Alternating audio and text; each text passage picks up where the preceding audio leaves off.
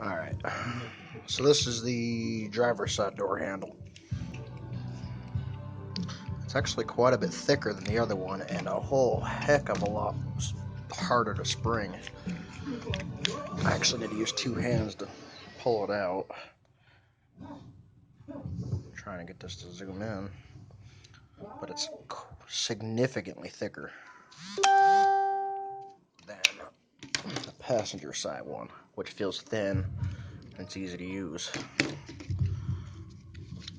but it's a lot thinner.